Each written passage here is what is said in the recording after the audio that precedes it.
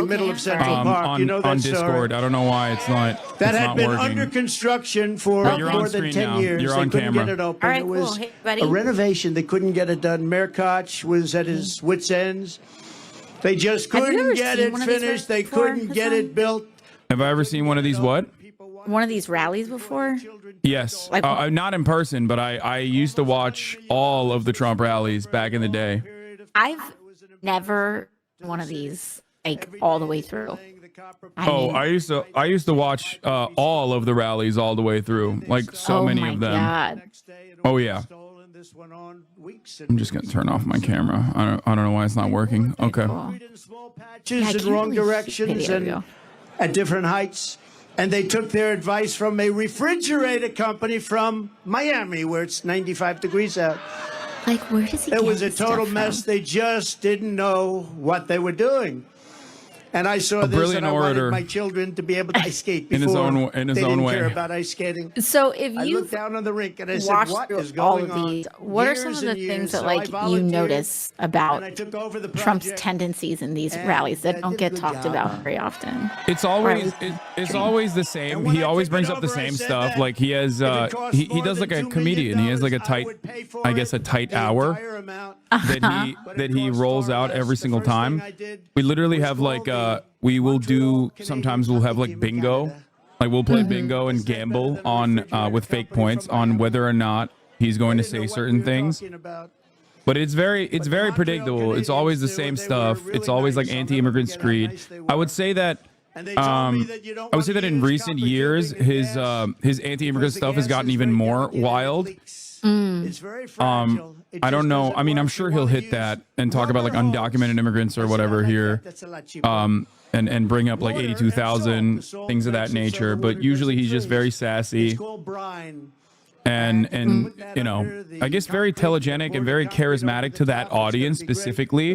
Whenever he talks about his own personal gripes like hairspray or things of that nature. Problems whatsoever. Anyway, I started the project, laid the rubber hose, mixed the water and the salt beautifully together. I was down there when they were doing it. I said, "You got to do it right."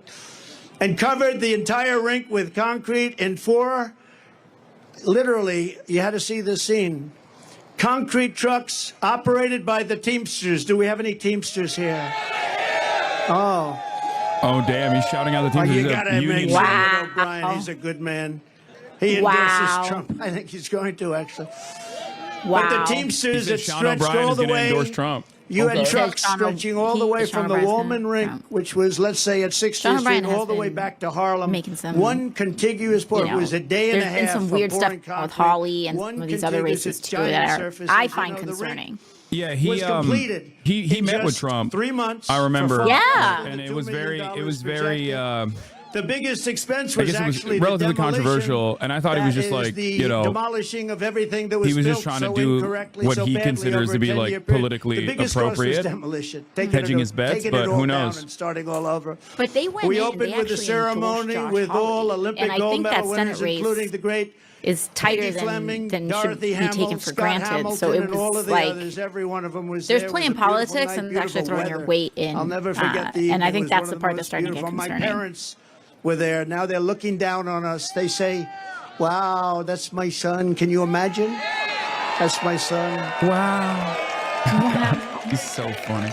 Can you imagine? He's being Terrifying, tried but in funny a at the court same with a time. crooked judge. Yeah, Can I you mean that's believe why this? he's effective. Can you believe it? And highly conflicted judge at that. But everybody was there, and it was really something to behold. It was an incredible experience, and one of the great experiences of my life in New York. We opened it. It's been successful, and successful ever since. What a great, great experience. It was beautiful. And, you know, a lot of it's common sense. You'd like to say the Republican Party is the party of common sense. You don't go to Miami when you want to make ice. You go to Canada when you want to make ice, right? Or you could go right down the road in the Bronx to Ferry Point, right? Everybody know about Ferry Point. It was another disaster. he's saying Development where the he city knows has the spent city. over 29 years. I doubt almost he's ever been to $300 the million Bronx trying to until this develop it moment. into a Like, luxury I golf highly resort. doubt that he's ever Anything, frequented they'll the pick Bronx. They were Totally. spending money. You know, trucks were going here, dumping. getting filled up, moving it here, dumping, getting filled up with the same stuff. This one with the same stuff. They were feather bedding. They were doing lots of bad things. But really, they didn't know how to get it done. They had no idea how much money they were spending. And when asked how much they spent, they said, we just don't know. That's been going on for years, decades. They were unable to do it. And at the time, the mayor, Michael Bloomberg, said, no, it's all right. It's okay. Now, Michael Bloomberg was the mayor, and he called me. He said, I have to get this done before I finish my term. It was very important to him. He was I'm embarrassed surprised by it. they're booing Michael Bloomberg. He was a Republican mayor. Yeah, Went exactly. through a lot of different weird. mayors. Almost 30 years, remember that. And he said, in all fairness, he said, I want to get this done, and you're the one that can do it. You're the only one that can do it. So Ferry Point And I is said, put a and I golf will course do it. in I will that get it done. and we get it done before he he finishes named. his term, It which is used to be great. called Trump But Links. there were It's what I no other questioned ways Michael to my Cohen money. about because And it I was took part all of the the projects, financial spending fraud only my case, money to build it. kicked off the financial fraud I case that he called just all got of the popped on a contractors couple together. months ago, where These Tish were James had tough him people. pay These were tough, hard people. just Many a of you are huge probably sum of money, contractors on that site. and they just got taken over by Bally Corporation. Now they renamed it not long ago. For years and years against the city. It's time we get together. I didn't know he had a. I didn't know he had a golf Let's course do it there. right, and let's Yeah. get the hell out of Okay, here. so We he owe has it been to the Bronx city. then, for sure. And they worked Probably so for a hard, ribbon the cutting, roughest, toughest yeah. contractors in New York. For his They golf had course. spirit like you've never seen before, and it was magnificently designed by the great Jack Nicklaus, who told me, I don't want to make any more money. They paid me enough. Everybody get paid a fortune. Jack said, I don't want money. I just want to see it get built for the people of New York, and that's what we did.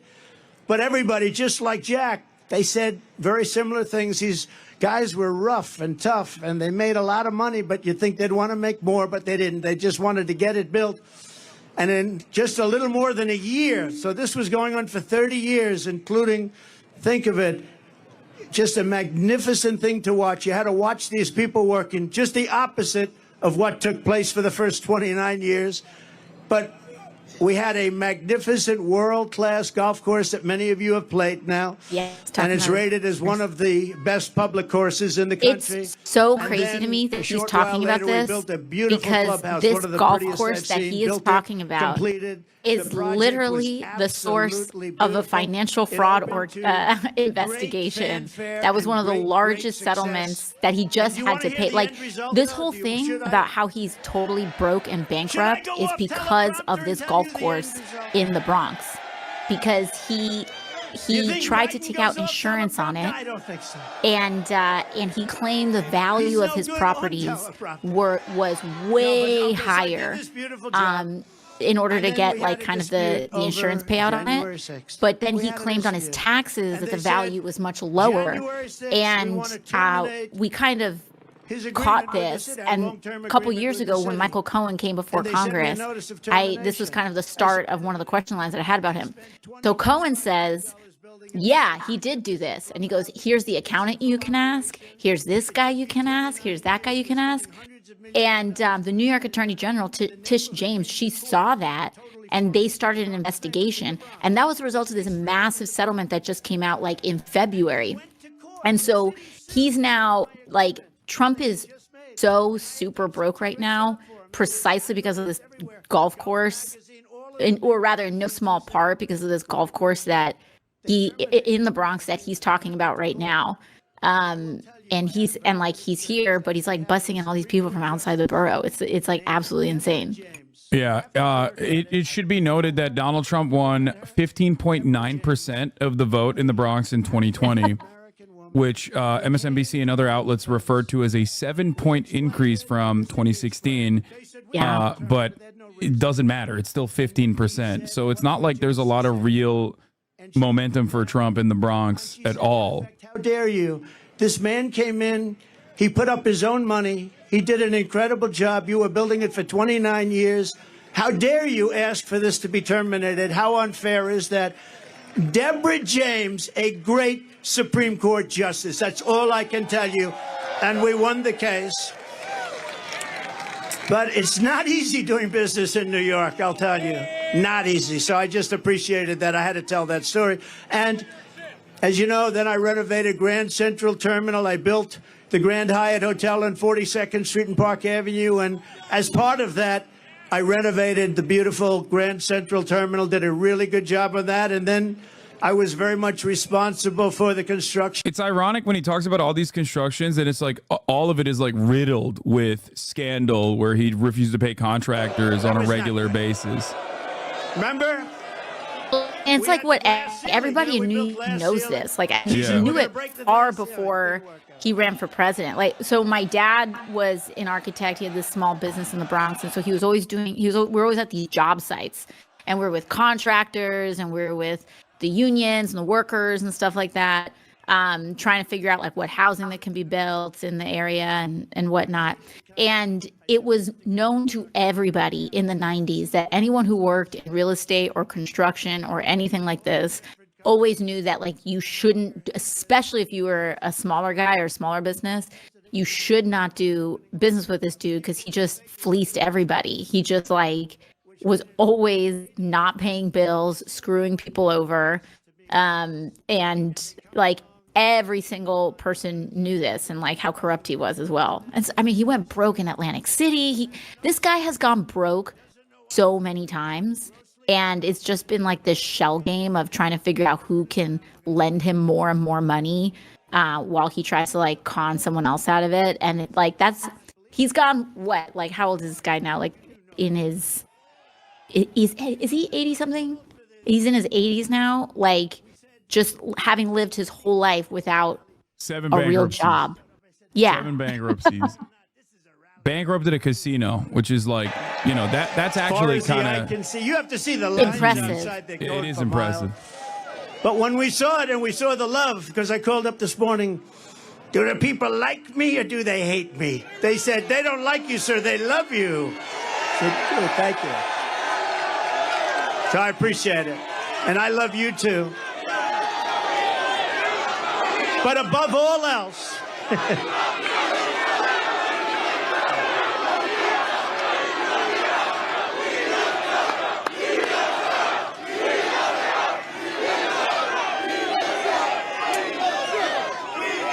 boy, look at all the cameras back there. That's amazing. That's the fake news. Yeah. Boo. They're booing. Booing camera. You know, they'll say tonight, Donald Trump spoke to a very small crowd of people in the Bronx. It was a very hostile crowd, very hostile. They hated him very much. No, sometimes they're okay. You know, I agreed to do a debate with crooked Joe Biden on CNN with fake Tapper. And I think they'll be fair. Does anybody think they'll be fair? I might be. No. That's all right. When they said, here's your story, you can have a debate on CNN with fake Tapper as the primary host. And I said, I'll do it.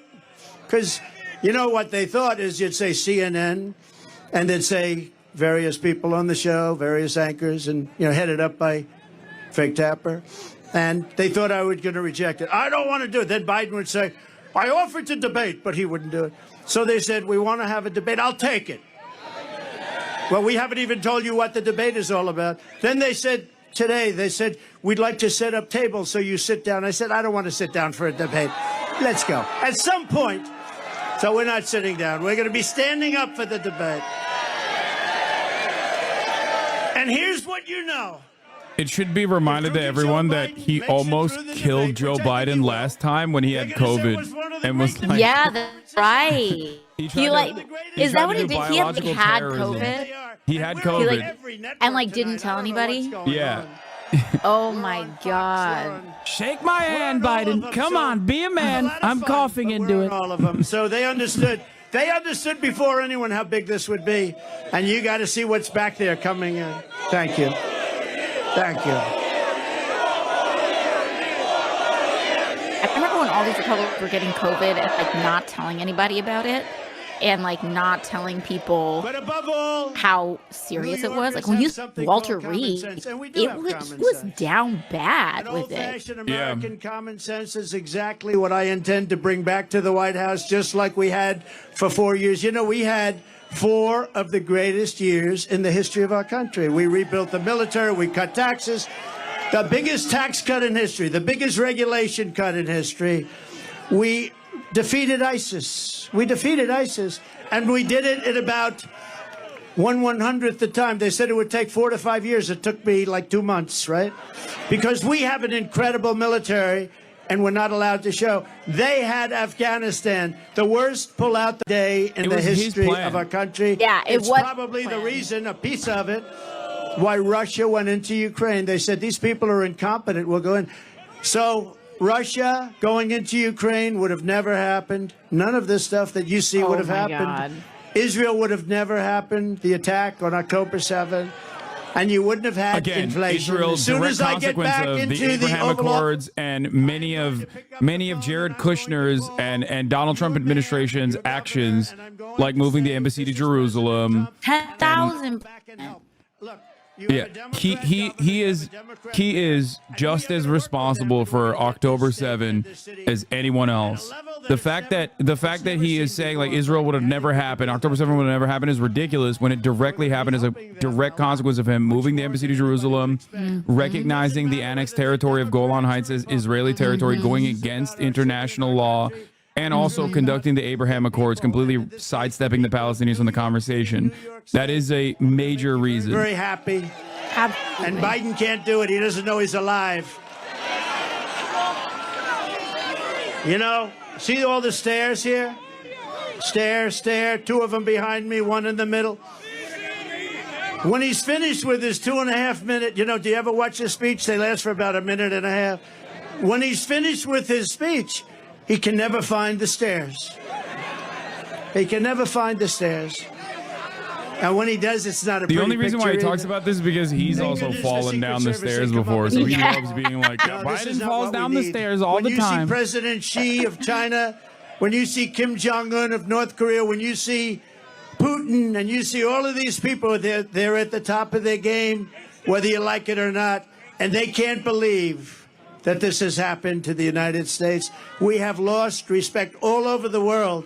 We were the most respected country in the world 4 years ago. We were respected more than our country was ever respected 4 years ago, and now we're being laughed at. We're like a Do you joke. feel like And that's the not way going to happen. this That's has not going to happen. changed? We're going to do Like when whatever it you're takes to watching fix our him roads, bridges, and conduct highways. this now, We're and the going way to he take used to back do our his rallies, parks, not have they just for have they children, but changed for much at all, or have they everybody. remained pretty We're going to consistent? renovate New York It's pretty subway consistent. I system, mean, the so they're it no laughing at longer us looks narrative like is pretty funny because Yeah. for obvious reasons, like one, America and its like global influence certainly got worse under the Trump administration. But beyond that, he also used to say exactly that about Obama. Like he would say that was like a major point, major talking point for him in his earlier rallies all the way since 2016. He has definitely, I think he's just gotten boring, and he also no longer has the outsider effect that made him, especially against someone like Hillary Clinton, made him seem like an interesting person that people Yeah, could like bet refreshing. on. But when he was president for 4 years, people still remember it, all the chaos and all the instability. It becomes a lot harder to maintain that outsider's posture. And importantly, for the people that are before me today, we are going to make life in New York affordable again. It's gotten totally out of control. The minute crooked Joe Biden shuffles out the door, I will rapidly rebuild the greatest economy in the history of the world. Look, we had the greatest economy in history. Everybody here, where you have a small business or if you had a job, you were getting more than you ever made. And we had no inflation. We had no 1.4%, considered none, considered better than none, because frankly, none in its own way is a bad thing also. We had a The Economist perfect number, 1.4%. It doesn't matter whether you're black or brown or We white don't want a or whatever the recession, hell folks. color you are. It doesn't matter. We are all Americans, and we're going to pull together as Americans.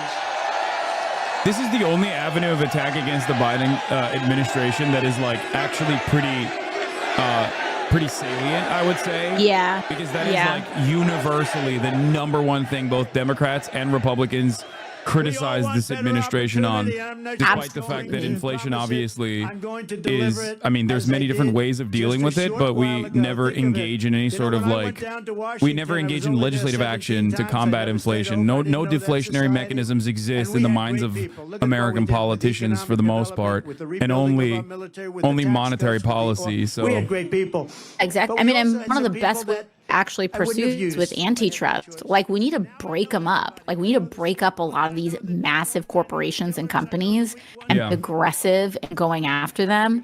And, you know, the one bright spot in this is Lena Khan at the FTC. Oh, yeah. She's like, DOJ today announcing that they're going after Ticketmaster. But Lena Khan at the FTC has been going after like, Amazon. Going after all of them, going after Amazon. They even went after certain consumer protections, like Rite Aid started rolling out the like facial recognition AI in their cameras, and this starts just sending tons of people to jail, and it's like notoriously unreliable, and also there's a lot of algorithmic racial bias in these. But yeah, so they started going after them, and Rite Aid got a judgment against them. The problem is that we need more Democrats when we actually have the gavels in these places to do antitrust policy. And there's just like so much corrupt influences from these large lobbies, especially in tech. I actually think there's like a huge amount of influence in tech. And a lot of Democrats that take corporate money, I think that's one of the reasons why antitrust doesn't get as much legislative momentum. But we do have people, again, like Lena Khan, that are doing an awesome job. Losing everything they can lose. They're the ones that are affected most by what's happening. Not only the fact that you've lost the use of your schools, your parks, and your hospitals. Joe Biden's inflation.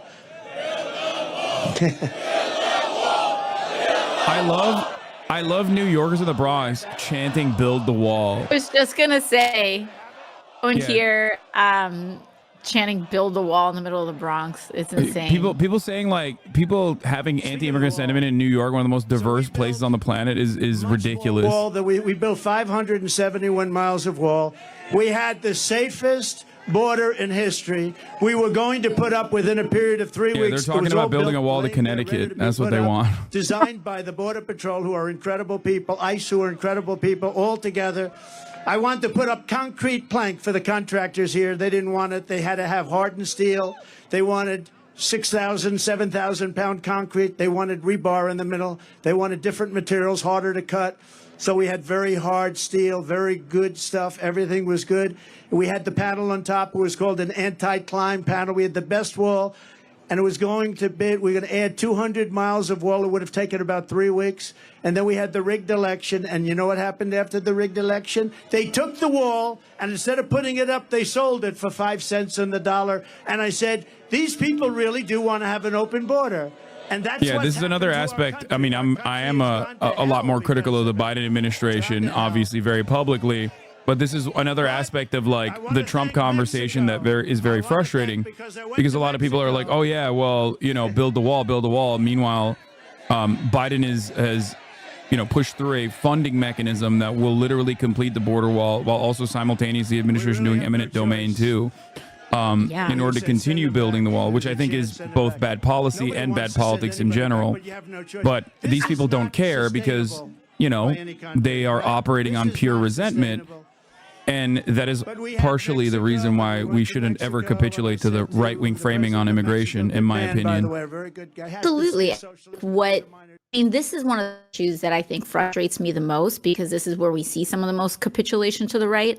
And the problem is that this resentment will never be fed. And so very often I'll see like Democrats trying to like play this political game, like this whole thing with HR2 and this border bill that with Republicans, and try and do this whole thing about, oh, like we came up with a tough tough border bill, and Republicans rejected it as though it was some kind of solution. But the problem is that we've been through so many cycles of this where Trump or Republicans in general or Fox News, they'll do this whole racial panic thing and incite this whole sense of an emergency or chaos on the border. And then it resonates in Washington, D.C., and all these Democrats start freaking out, and they cobble together some bill that plows a bunch more money to CBP, plows a bunch more money into border facilities. And sometimes they will put money towards some good things too. They will, all in the same bill, they will have money for CBP and ICE, but then they'll also put in a lot of money to HHS and the kids centers and the humanitarian centers and stuff like that. But the problem is that none of this resource stuff solves the problem. Right now, CBP is the largest law enforcement force in the United States. And the thing is they'll pour and pour and pour all these resources, all these new technologies, everything. But the problem is not about money. The problem is that we don't have a path to citizenship in the United States. And not only that, processing. It's a processing issue, and they never talk about it. Or Democrats used to talk about it from the framework of immigration is a problem. It's not even a problem at all, but it's at its most, it is a problem with the legal status that these people do not have. And the solution to it is to immediately open up pathways to citizenship.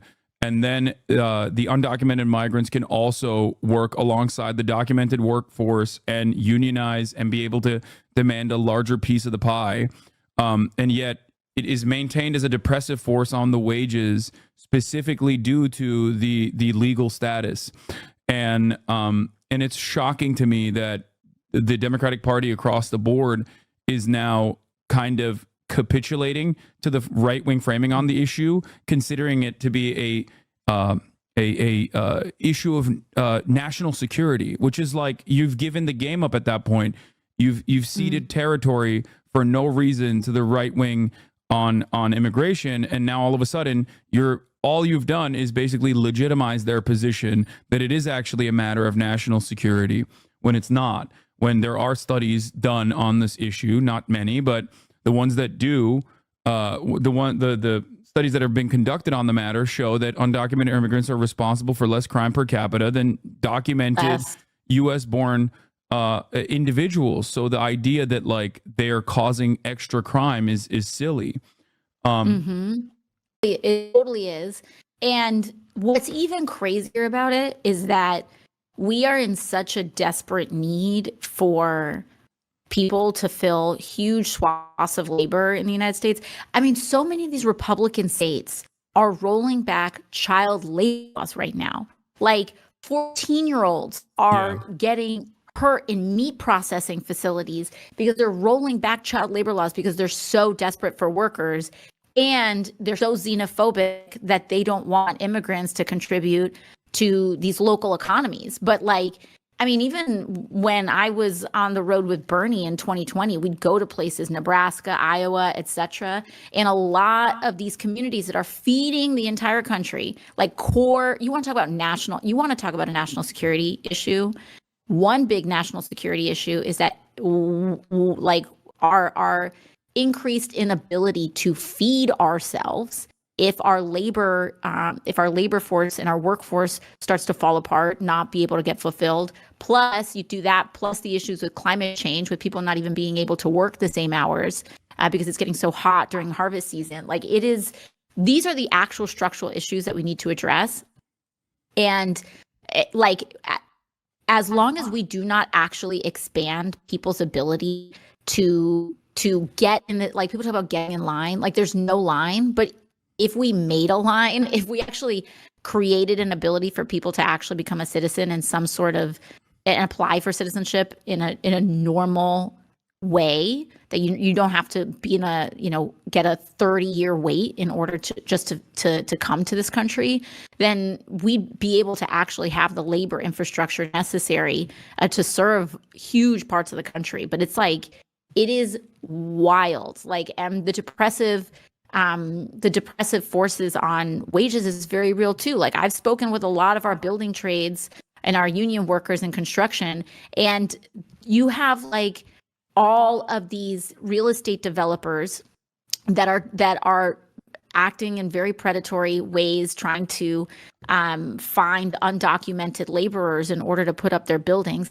These laborers, it's very dangerous for them because they're not covered by OSHA. There was like this huge spate a couple years ago where so many undocumented people were dying on these job sites, and it is a lot, and that's what's turned a lot of unions around on immigration, like the Teamsters notoriously, ironically, but they notoriously like had a very different stance on immigration. But because they realized that undocumented people like want to join a union, and if they were able to join a union, we wouldn't have this effect where it would sink everyone's wages down, but it would actually raise them up. It forced them to change their stance on immigration. Noam Chomsky's daughter, Aviva Chomsky, wrote a phenomenal book on this called Undocumented, How Immigration Became Illegal, for those of you who are interested, that specifically details like how the Bracero program and onward, how like the American government had a plan to basically create a never-ending pool of labor that they could hyper exploit in comparison to like the documented American labor force, and use it as a depressing, use this two-tier labor structure to further depress wages in the United States of America. So it's always been a deliberate, the status of not being documented is a deliberate one caused by those who want to increase profit margins for capital owners. And not only that, but also, if there was any sort of real restriction, if we did have this like truly white nativist, white supremacist attitude towards like black and brown people coming into the country, then you would see significant punishments towards those like Purdue and I'm talking about the chicken processors, like the agricultural industry in its entirety that relies on undocumented labor and very specifically designs their profit margins around undocumented labor, that even will in certain instances call ICE on their own plants if like the workers there decide to demand back pay or complain too much. And the reality is, like, if we did really want to punish, if we really wanted to stop undocumented immigration in this country, then we would punish the corporations, but we don't. And I'm not saying that that's a good thing anyway. I don't think that this country has no more room for additional people, and there's no lump of labor unless you create a two-tier process between undocumented workers and documented laborers. Anyway, let's get back to Trump, though. We bombs all over the place. Spent $9 trillion in the Middle East. We bomb the hell out of the place, then we leave. You know, in the old days, to the victor belong the spoils. We don't do that. We bomb the hell out of everyone, then we come back home. It's so sick. It's so sick and so stupid. These people that led us are so stupid. You want to use that as a last resort. You can solve these problems with a meeting or with a telephone call. You don't have to drop billions of dollars worth of bombs on people's heads. You don't have to. The peaceful dove, Donald Trump.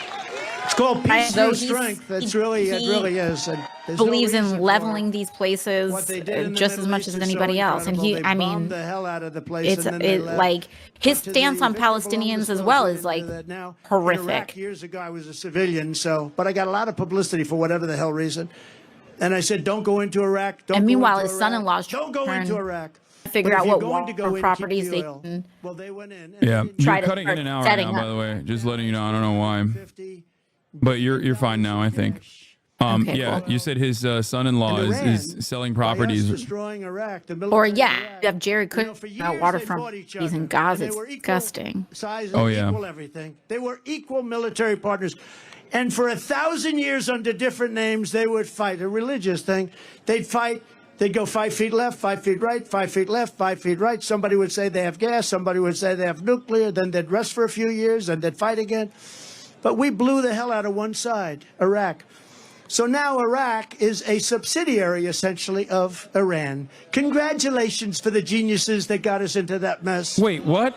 Because That's Iran like that again. controls- Like no kind of reconciliation could ever happen with Iran because he threw away the Iran denuclearization agreement. I'm very critical of Barack Exactly. Obama's administration, but that was like a signature foreign policy accomplishment for not just the Obama administration, but it was an agreement that numerous European parties also were involved in. Iran literally continued along with the denuclearization agreement even after Donald Trump said that he would throw it aside, and then he did, and then then Iran still continued to follow the protocols, according to European investigators that went to Iran to look at the nuclear facilities, and he still added additional crippling sanctions on top of that. He is most responsible for Iran being more hostile and being more influential in the territory personally. For Iraq, we just paid $10 billion. And think of it, Iraq has billions of dollars that we're paying for their electricity. So we were in a position, there was no terror, there was no threat, there was no nothing. And now Iran has become a big threat again.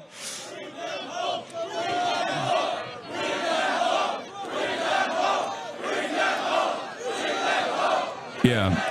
And Bring I them tell you, I see a home. lot of Those flags. words ring hollow when the number one killer of all the hostages has been Benjamin Netanyahu. So, But remember, I said it a month ago, and it's a terrible thing to say, but I believe it. Many of the hostages that you're waiting for, and everybody's waiting for, those hostages, many of them are dead. Many of them are dead.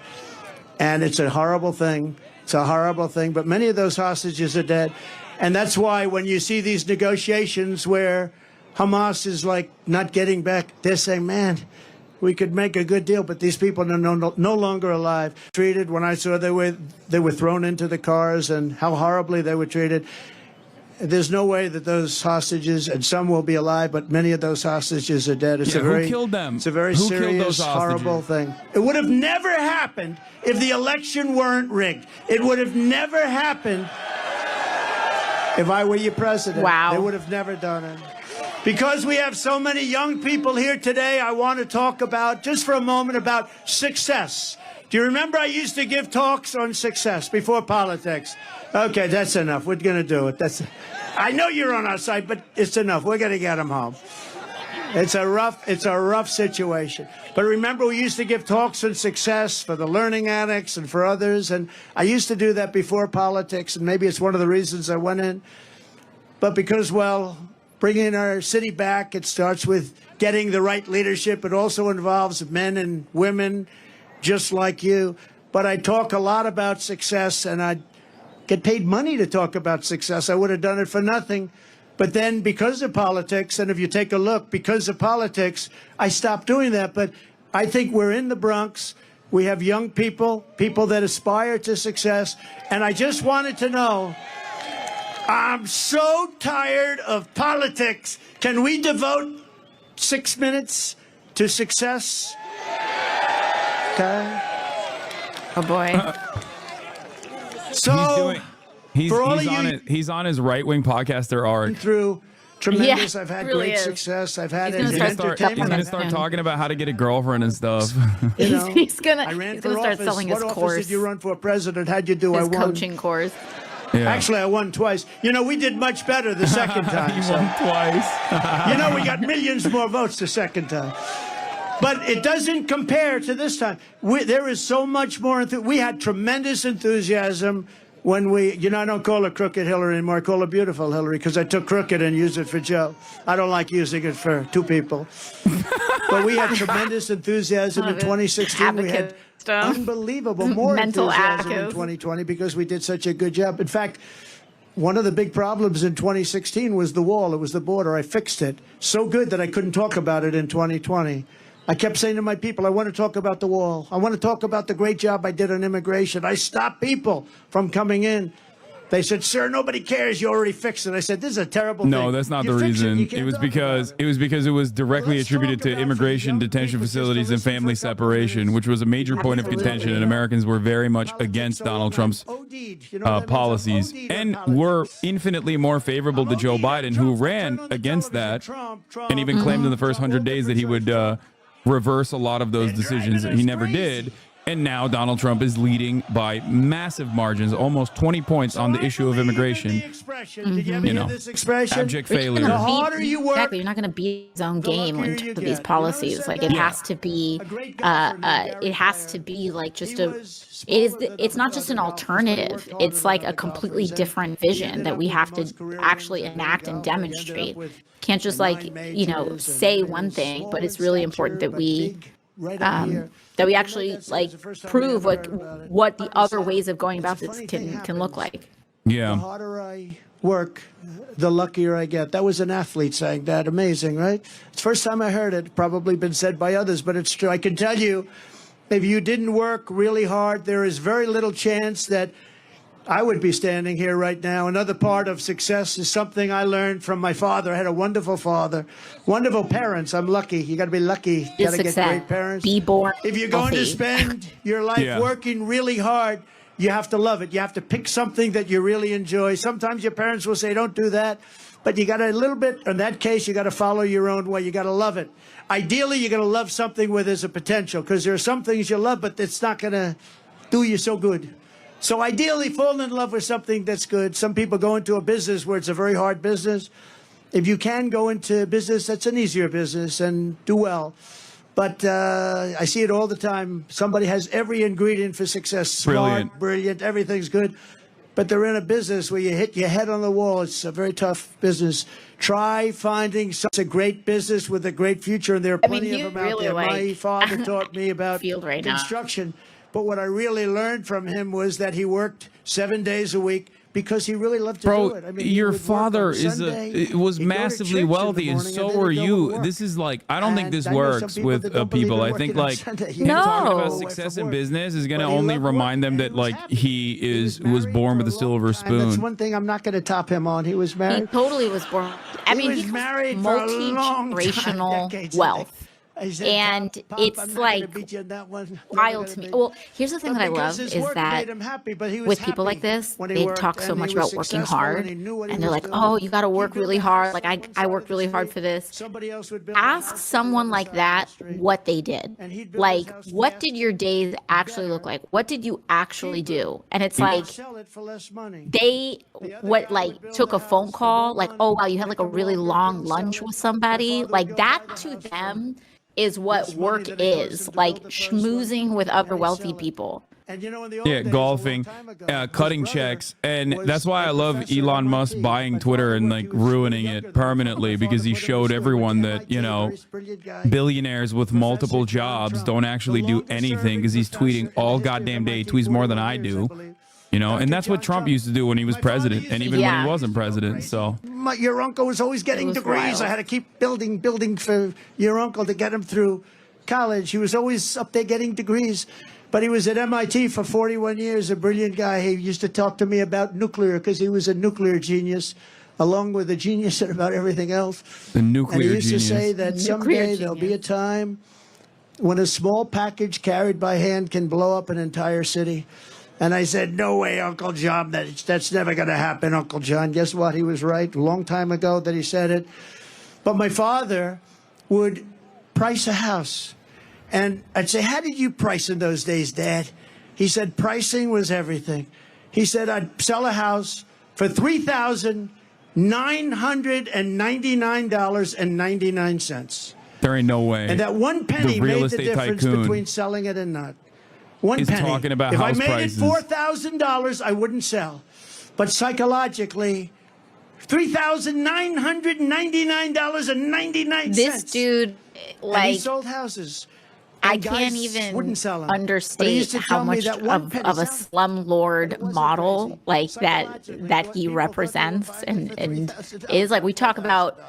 so much about rent going up. I mean, in New York City, it is actually insane, but across the country, it's actually insane. Only Rent, 5%. mortgage, According to Curb.com, only 5% of New Yorkers can actually, or I think like only 5% of availability of rental properties is in the average New Yorker salary range. Yeah, it's a huge amount of transactions now for places that are being bought in New York City, all cash transactions.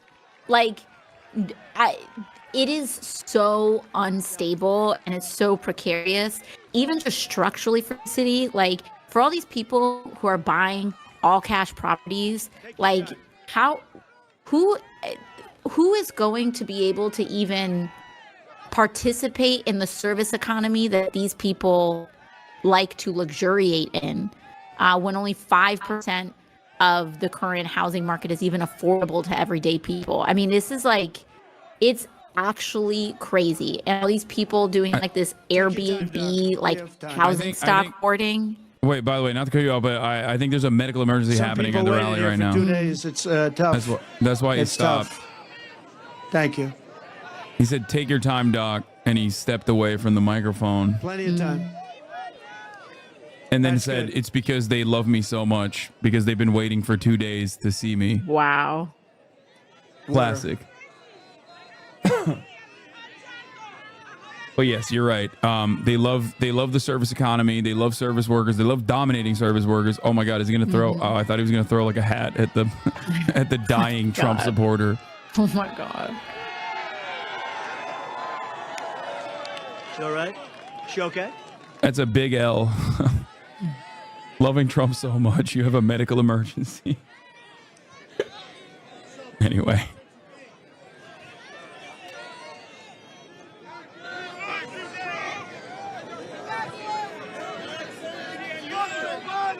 Do they normally zoom out crowd shots in these doing all things? right? I'm surprised they haven't shown it. Doing okay? Sometimes it depends on the outlet. This is the outlet that we were watching originally. This is Trump's own personal camera, so they probably won't do that. But previously we were looking at Fox, but their coverage was really bad. Like it just kept cutting out. Okay? You okay? There's also 80,000 available Thank you, housing doctor. units that are Thank you rent very much, controlled that doctors. landlords are Got a currently lot of sitting on, doctors waiting in for the a house. policy change to happen so they Thank can you very actually much. unrestrict the rent Thank you, caps darling. that currently exist. That's So great. that's another big issue in New York City as That's well. great. Great job. Yeah, warehousing do a stabilized or fantastic job here. rep-controlled But it's apartments. hot, And right and now, it's been a there's long a coalition. There's like a left coalition in the state assembly that they're trying to push for a lot more housing protections. It didn't quite go through in this session, but a lot of our DSA state level electeds were fighting for like good cause eviction and all of a lot of other tenant protections as well. Days of my business career were in the toughest times, but I he's enjoyed back. waking up every single morning and go to battle. A lot of people say to me today, the toughest business people that you know about, could I ask you a question? How do you do it? I say, do what? How do you get up in the morning and put your pants on? Where do you put the pants on? I'll explain it to you someday. How do you do it? How do you get up? How do you do it? How can you want to do with what you do? They're after you. They're after you. These horrible human beings are after you all the time. Impeachment hoax number 1, impeachment hoax number 2, lawsuits all up. And they're doing it to injure biggest the victim. political opponent of an incompetent candidate because he can't run fairly and squarely. I'll be back And in I a second. say, you know what I do? I just do it. I put on the blinders. I say, I just do it. We do it. And the other question they ask me is, will it happen again? And we have to make it too big to rig. We got a lot of great people watching. We have to make it too big to rig. But one of the things you need in success is momentum. You need momentum. You got to have, and when you have that momentum going, there's nothing that can stop you. And I tell the story of Bill Levitt. Bill Levitt was a great real estate man, great. Levitt towns all over the country. One of the most successful real estate people at a certain age ever. And he built these massive towns that were, you know, there was nothing like him at the time. And very successful. And he was offered a lot of money to sell to a big public company, and he decided to take it. He was a young man. He was in his 40s, and he said, darling, I'm going to take it. Told his wife, I want to take the money. And for 20 years, he went out, he bought a yacht. He lived a beautiful life. He lived in the south of France. But he got bored. And 21, 22 years later, he said, I want to make a comeback. I can't stand this life anymore. I want to make a comeback. And he went to the company that he sold to, a big public company that did very poorly. They had no idea what they were doing. You know, he used to, by the way, he used to pick up every nail, every piece of wood, he used to sell the sawdust, everything. He would say every penny was a major event. And now you had this big public company. They didn't know what the hell they were doing. So he went back and he made him an offer. They didn't want to sell, and he paid a little more. And he ended up buying it for an okay price. And he was so happy. He said, now I can go back to work. And he went back, and everything he touched turned bad. The market turned on him. The jobs turned on him. He was no longer able to get zoning. He was spending a fortune. He had just purchased it for a lot of money. And he ended up going bankrupt. He was bankrupt. And I was young when I met him. And I was at the party of a very big person, big public company person. And Bill Levitt was there. And I was in the real estate business, so I knew who he was. And you probably indirectly know who. And everybody was shunning him a little bit. Nobody cared about him anymore. But I did, and I went over to him, and I say, hi, Mr. Levitt, I'm Donald Trump. I know it. I was doing great. I was sort of like a hot guy. I was hot as a piss. Oh, God. I think I was hotter than I am now, and I became president, okay? I don't know. Oh, my God. I said to somebody, was I hotter before or hotter now? I don't know. Who the hell knows? Who the hell knows? Don't who the know, hell like, cares, right? Who sits this and But watches he knew this who and I is was, like, and I I'm went inspired. up, I said, so... Like, this Are you okay? And he this said, does it for me. I'm not really okay. I made a mistake that I'll never forget. And he was, by this time, a pretty old guy. And he was sitting in the corner of this magnificent Fifth Avenue apartment where there were 25 Hearst. Bill Levitt was, according to Miss for King of the Suburbs, keeping black people out of suburbia. The guy he's talking about.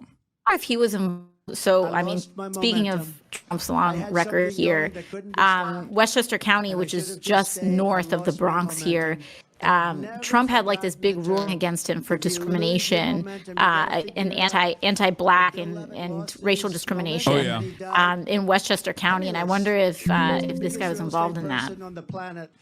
And I've never forgotten that story. And it was a sad story. He was a good man, too. I thought he was a good man, but did an unbelievable job. Today, you have Levittowns all over the country, and pretty amazing. But you have to always keep moving forward.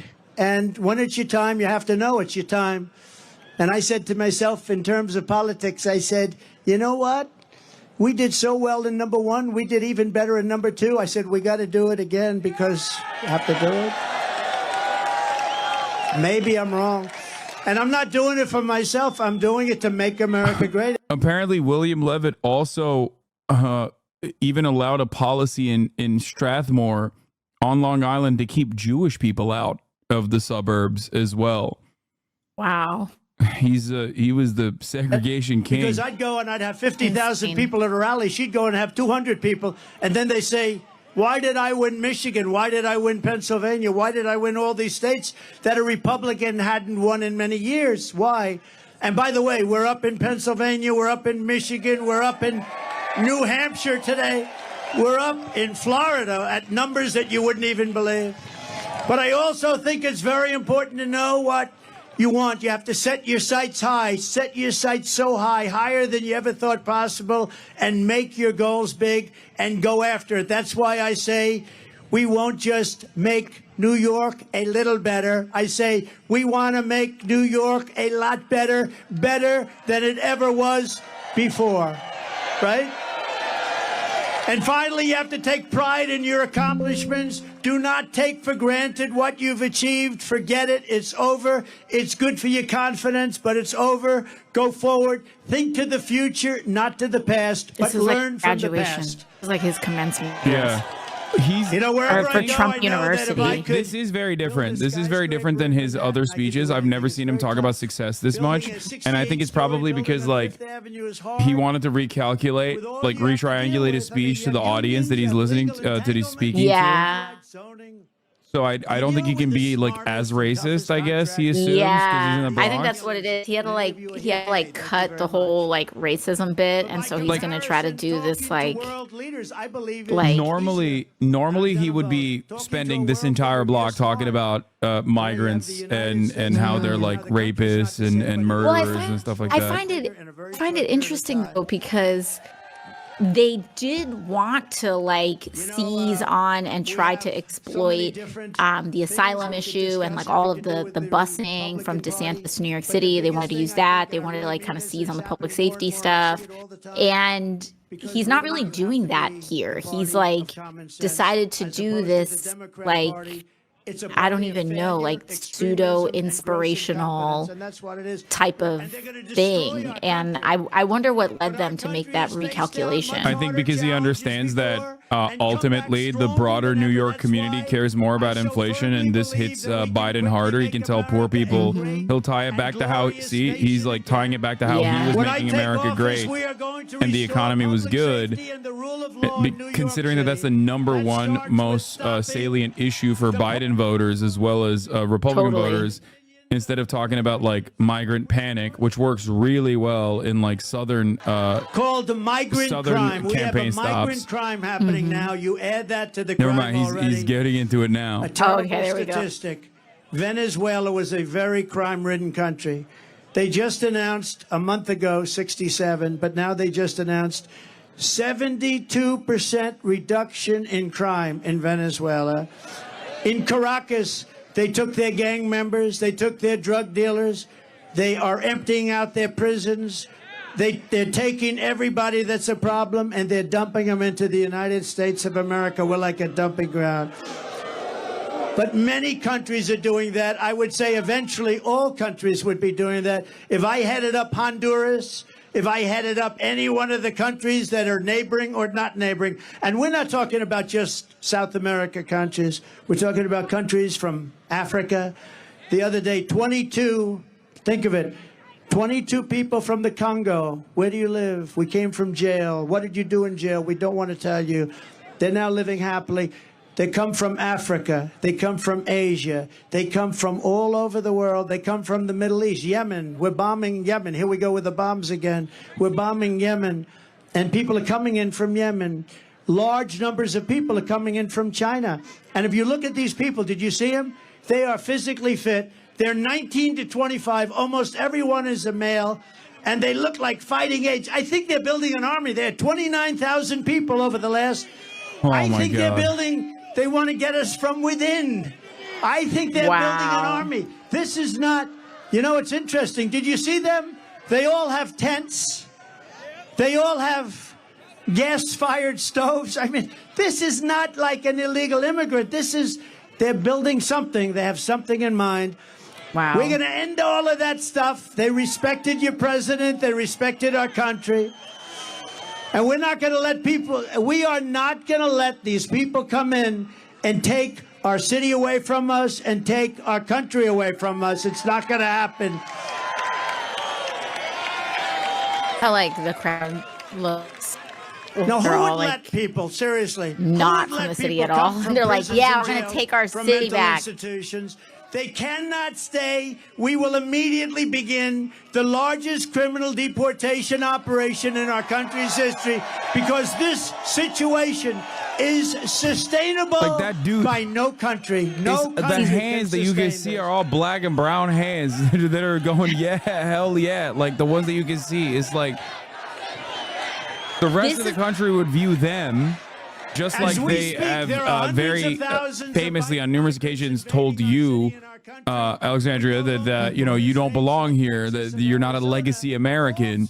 It is not done on the virtue of your immigration status. You've been in this, your family's been in this country for longer than, you know, Donald Trump's family has. Yeah. But seems like he is seen as more of a legacy American than you for some weird reason. A lot of those people don't recognize that, I think. 17 million people. No, and these are not necessarily people super that are gonna help us seriously. as a country. Because We I mean, be nice. We not wanna be even respectful. They're coming from so many like places, we separate don't just have from an any immigration idea. question. In many cases, This we don't even know what is the language. You know, you have this languages is people kind of don't the even know groundwork of about. We fascism, have right? Where you languages where there's start nobody in our to country that speaks these not languages. only They're coming identify from places we targets have and no idea social what's classes happening with that our country. The flood that of you seek to migrants subjugate, is but putting also burdens on our this communities, idea schools, of building hospitals, up parks, and a public kind of an resources. internal army, Frankly, right, we're lucky in to order get to this far. justify his continued I don't use know how of the hell we did and it. building up of It must be CBP New York's and finest. kind I of don't know how the we did it. wielding Homeland Security forces, which notoriously don't have a good jurisdiction. And this then we've seen this. We saw this around the Black Lives Matter protests, even before that with the Dakota XL pipeline and everything that's going on. It is the use of Homeland Security, which the resources get pumped into because of this anti-immigrant rhetoric, and then they turn around with these new resources due to that political toxicity, and they wield it on journalists, they wield it on surveillance of activists, they wield it on all sorts of cities and different places where people are organizing around grassroots mass popular movements. I mean, this is like just the playbook here. This is the playbook here. BORTAC, the Special Weapons and Tactics unit for ICE, for CBP, that gets training literally like overseas, was very much functional during the Portland wing of the Black Lives Matter protests. They were, black bagging and tagging people in unmarked vans. And they had drones over these protests. I mean, this is the part that's like actually quite scary, quite scary. Madison High School were recently told they had to stay at home from school so their classrooms could be turned into housing for thousands of oh my god, right? Which by thousands of migrants. It was like one evening. Yeah, the kids weren't even in school, and the next day the kids were like, it was totally fine. Yeah, it was necessary because there was what was it? It was I think it was like a tornado warning or something, right? Yeah, and I think it was flooding or something like that might have happened. It was due to weather conditions that they wanted to offer like structured shelter to the migrants for literally one evening, and they're still using that as a talking point. These people don't care, they don't know, and they see it on Fox News, and then it's reiterated and it becomes a matter of fact, even though it's not correct. It didn't have anything to do with snakes or people or illegal immigration, but this has to do with illegal immigration, and I think it's very accurate, actually. Oh, is he doing the snake story? But I'll go and we'll do it. See, this is a classic. Some of you have heard it, and okay, many I don't of know you this haven't. one. But we're going to do it right now for the great people of the Bronx. You knew what I was when you brought me in. It's a poem. It's a fascist poem that he loves reading. This is that scorpion thing? Yeah. Oh, yeah. On her work, and you know what? You know what this is all about, right? Did you know? You've heard this before? Have you heard it? See, this is type 5. He's like, you guys want this. On her way to work one morning, down the path along the lake, a tender-hearted woman saw a poor half-frozen snake. His pretty colored skin had been all frosted with the dew. Poor thing, he said. I'll take you in, and I'll take care of you. Fascist poetry, man. Take me in, oh tender woman. Never thought I'd Take see me in, it. for heaven's sake. Take me in, oh tender woman, sighed the vicious snake. She wrapped him up all cozy in a comforter of silk and laid him by the fireside with some honey and some milk. She hurried home from work that night, and soon as she arrived, she found the pretty snake she'd taken in had been revived. Take me in, oh tender woman, take me in for heaven's sake. Take me in, oh tender woman, sighed the vicious snake. She clutched him to her bosom. You're so beautiful, she cried. A chain But if email I hadn't that brought you old in by people now, used to you forward to truly each would have other all the died. time, like back in the early Skin 2000s. again and Yeah. kissed and held him tight. But instead of saying thank you, ma'am, the snake gave her a vicious bite. Take me in, oh tender woman, take me in for heaven's sake. Take me in, oh tender woman, sighed the vicious snake. I saved you, cried the woman, and you've bitten me, but why? You know your bite is poisonous, and now I'm going to die. Shut up, silly woman, said the reptile with a grin. You knew damn well I was a snake before you took me in. Right? So when we allow people from prisons, when we allow people from insane asylums and mental institutions, which are being emptied out all over the world, you know, their prison populations are going way down. You know why? Because they're being dumped into the United States. When we are allowing terrorists at numbers that we've never seen before, remember the snake. Remember the snake. Because you're going to get bitten like you never got bitten before, and you need a new president, and you have to get rid of this person who is not a smart person, not a respected person, and doesn't have a clue what the hell is happening. So that's the snake. Did you enjoy the snake? Did you enjoy On day one, snake? I will seal the border, and I will stop the invasion of our country. Very sadly, in recent years, we have also seen our city destroyed by bad, radical left, pro-crime policy that virtually everyone, Republican, Democrat, Independent, everyone, you all know it's a disaster. You know the names of these lunatics. This was the OG failure, in my opinion. Like, even in the midterms, when Democrats also capitulated to the crime panic, which was completely fabricated by local media, and also the very same police departments then turned around and were like, actually, we didn't get defunded, and also actually crime is down. My favorite is Walgreens.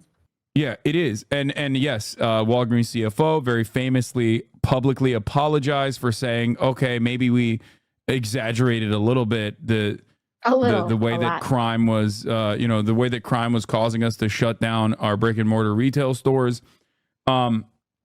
Ridiculous stuff, and that should have been the first indication that capitulation to right-wing framing is obviously going to be devastating policy, which in my opinion caused the likes of Lee Zeldin and even George Santos, who I apparently is at this rally right now. Oh yeah, I saw something about that. To flip a district and also to gain more legitimacy, more prominence in New York politics. There's no way. Did we miss the AOC mention? You know, oh no. Did I get a Viktor shout out? Orban, did you ever hear of him? Prime Minister Here, of I'll run it Hungary. back. Do things, and he's not going to vote for him. You just know. We got to win. If we just win the state, it just puts it right. It's such a big state. Oh, you guys lied? There was no AOC mention. Never mind. You're going to have a president and people, but you're going to have a president that understands what we have to do. We have to be nice about it, but we have to do things. And we're going to be done. And the world is going to figure Trump out. Trump was a rather difficult person, but he used the word afraid. I don't use it. I don't use afraid. I use the word respect. They respected your president. They respected the United States of America. And they're going to do it again, and it's going to happen fast. But we have to get this absolute disaster. The worst president in history. He makes Jimmy Carter look like he had a brilliant administration. The only thing, the only happy person about Joe Biden is Jimmy Carter, because Jimmy looks brilliant by comparison. I also want to thank New York's finest. His boomer resentment towards Jimmy Carter is also hilarious. I love our firemen. It is. I love our teachers. These are incredible people. And like, we meanwhile, have to Jimmy bring Carter our is like respect probably and one of the most honor beloved back to former them, presidents right where it belongs. that A few weeks is ago, around. I visited with a grieving family, New York police officer Jonathan Diller. What a beautiful family. He was a beautiful person. He was 31 years old, gunned down during a traffic stop by a vicious thug, and just horrible, leaving his beautiful young wife behind, a son, Ryan, behind, 1-year-old son. And it was the saddest day. It was a horrible thing. Opened the door and just started shooting him. The criminal charge was savagely murdering Officer Dillon, was previously arrested by the NYPD 21 times. And he was allowed to go out because of the political things they do here. I'm the only one they want to keep. If I ever said, I want no bail, they'd say, you got to pay a fortune. If I ever say, oh, no cash bail, that sounds good. That sounds good. Oh, it doesn't apply to Trump. I'm the only one it doesn't apply to, probably. And the accomplice driving the car had been arrested 14 times and was actually a far more violent person. And his nickname was Killer. These dangerous and violent repeat offenders should never have been on our streets. Jonathan should be alive today, but they were released again and again and again. I will not sit by and accept this reckless insanity when I am in the White House. I will stand up to the Marxist DAs and Soros prosecutors, and we will tell them no more. We're not going to stand for it. We will not let them destroy our communities. We will not let them destroy our country. There's a 53% increase in felony assaults on your subways. 53%. That's in a short period of time. Since 2019, murders are up more than 20%. Shootings are up more than 30%. I'm going to indemnify all police officers and law enforcement officials throughout the United States to protect them from being destroyed by the radical left for taking strong actions on crime. And remember, Black, Hispanic, Asian people need this protection and safety more than anyone else. Don't ever forget it.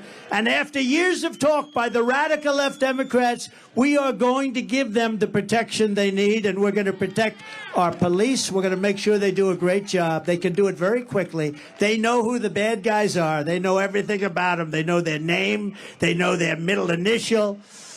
We're going to insist that if a violent criminal murders a police officer, they receive the death penalty. It's going to be quick. Wow. And I also want to work with your mayor and your governor, happen to be Democrats, to clean up the homeless encampments so that you can once again enjoy your parks and your public spaces. Right now, you don't have public spaces. They're occupied by migrants in tents. Pleasures as simple as a walk in the park or watching your children again play in a little league game. It's just will like come roaring back, it and almost. I mean, he attributes all the homelessness to the migrant crisis, when in fact it's obviously born out of material conditions and the fact that housing costs. There's a direct relation between rising rents and the size of the homeless population. Years ago, people with severe mental illness were in mental institutions, and then a certain governor, I won't mention the name because at this point, what difference? They dumped all of them into the streets because they said those institutions were too expensive to run. So now they live on our streets. That was Ronald Reagan. This is no good for anybody. It's bad for the people who need help, and it's bad for the people of our city, and it's a horrible, horrible way to live. I want to work in partnership with your local leaders, Democrats, pretty much all, and move the severely mentally ill off your streets and back into a place where they can get help and the help that they desperately need. Put them. Yeah, which by the way, they put them all in Rikers, and when they talk about people being in and out, it's because they take people with severe mental illnesses who have no recourse, that have zero support systems in society, then are invariably and very often left to the streets, and then they're just called they just call the police on them because there's no health care, there's no social safety net, and they just go in and out of Rikers every time. And then as the weather gets cold, a lot of them intentionally go to Rikers because they have no other place to go and need a warm meal. I mean, this is a cycle that we see over and over and over again because we've systematically defunded any sort of public healthcare system. And in New York City specifically, we had a really robust network of public hospitals. We still do have public hospitals. Oh, and here's Ruben Diaz, who is a notorious homophobe, misogynist, local elected official, father of the former borough president, but they actually have very different set of politics in terms of how they enacted their policies.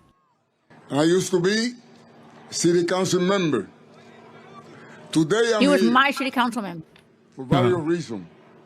But I want to tell you first that as a Puerto Rican, as a Hispanic, I want to apologize to you for the conduct of George Juan Merchant.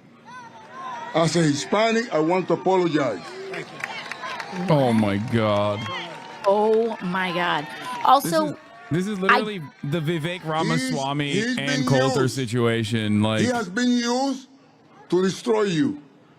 But I we will know better never than understand this dude's cat either. Like, you are in Parkchester in the Bronx. As a minister, where'd you get this from? President of the New York Hispanic Clergy Organization. I want to tell AOC.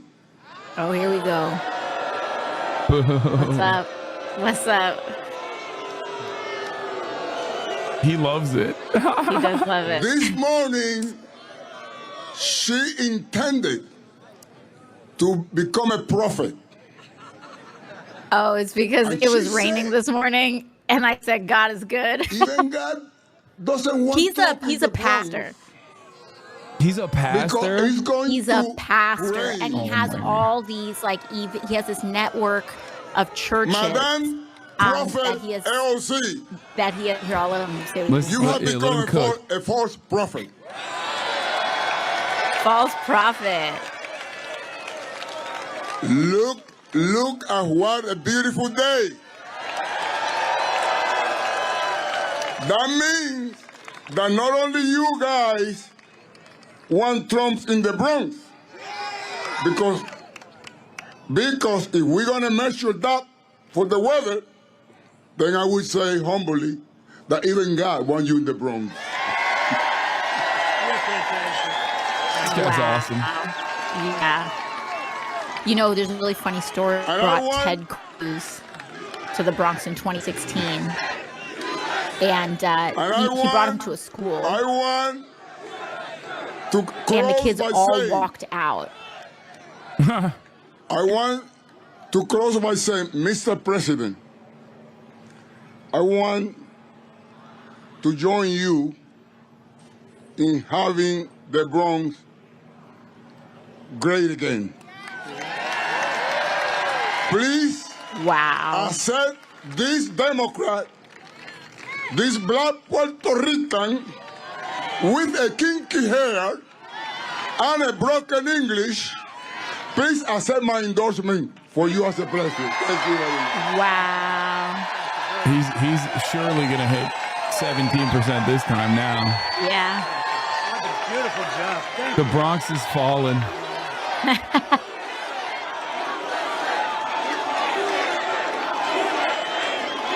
Wild.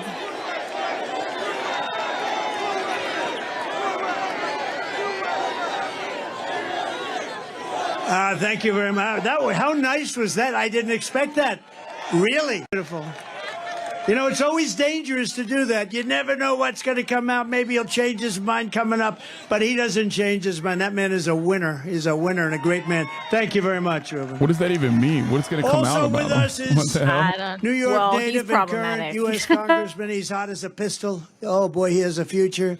And he's a great friend of mine, Byron Donalds. Come up, please, Byron. He's got Byron Oh, Donald. yeah, Byron opened for him, which I don't know why. Like, I mean, I do know why. It's because he's black. Yeah. But that's it. That's like because he's Florida. Like, what the hell is he doing over there in the Bronx? Yeah, what is he doing here? Oh, wow. Wow. Mr. I President, work with Byron on the oversight there's committee. more of them here now than when I was up about an hour and a half ago. If there's one thing we know, is that this man was one of the best presidents this country has ever had. Oh my god. Oh my God! Look at that crowd. And if there's Now they're another zooming thing- in. Dude, yeah, I love Is the that all zoom of you out are gonna shot make him here. the 47th Yes, president this of the looks like United a States? crowd of Bronxites to me. Wow. I like. Thank you, I like Byron. This guy. Great. What a Holding good the sign that says future. Dub Bronx. Here And I'm as like, well as "Where are you rapper from?" Chef G. Does everybody know Chef? Where is Chef G? 28% Where black, is he? 56% Hispanic. Come on up, fellas. Is the Rapper Bronx Sleepy demographics, Hollow. by the Like way. 70. Yeah, it's like 70 to 80% people of color. Come on Yeah. up here, fellas. How are you, man? Hey. Oh, I like that. I want to get that done. President Who's this? I don't know. One thing I want to say. One thing I want to say. Chef G. They always gonna whisper your accomplishments Sleepy and shout Hollow. your failures. Trump He's gonna from shout Sleepy the Hollow. wins for all of us. That's Westchester as well. That's Westchester County as well. Make America great again. Thank you, fellas. Wow. No, his name is Sleepy Hollow. His name is Sleepy Hollow. I don't know. Thank you very much. That's where I like those teeth. I want to find out where you did. I got to get my teeth like that. Oh my God. I want that to happen to me. God. Would do it. For somebody with a fantastic future in the Republican Party and beyond, Gavin Wax, thank you. Young Republicans, Gavin, wherever you are. Thank you, Gavin. Adam Solis of New York, Young Republicans, who's been fantastic. Thank you. Thank you very much. Thank you. Good job you're doing. Madeline Brame of Blexit. Thank you, Madeline. Thank you very much. Somebody that's a real star in politics and done an incredible job and so popular. I think I got to bounce County, soon. the county executive, Nassau County, Bruce. Thank you. Thank you so much for having me on. For a second. Appreciate Come it. up, Bruce. Thank you for coming on. We're also fundraising right now. Creators for Palestine, like a bunch of amazing. Yeah, like 50 plus YouTubers have gotten together to raise money for numerous charities that are currently working on the ground. And we've raised $63,000 so far. That's incredible. With a goal of $1 million, which you guys can also donate to as well. And totally. Thank you so much for coming on. And you're very tapped into what's going on online. So I'm glad we were able to do this. And hopefully we'll be able to do it again soon. Maybe under better circumstances and not just like listening to Trump ramble. Yeah, 100%. Maybe we'll set up another gaming stream soon. But thank you so much for having me on, Hasan. I really appreciate it. Thank you for coming on. Yeah, and we're happy to be supportive and amplify any fundraising as well. Shout out to you guys for launching Creators for Palestine, and thanks to everyone who's also been chipping in to help out with that, because I know there's just horrible unfolding genocide that we've got going on right now, and we have to do everything we can from a grassroots level to a policy level to change it up. So thank you all so much. Really appreciate it. All right. Bye. Bye.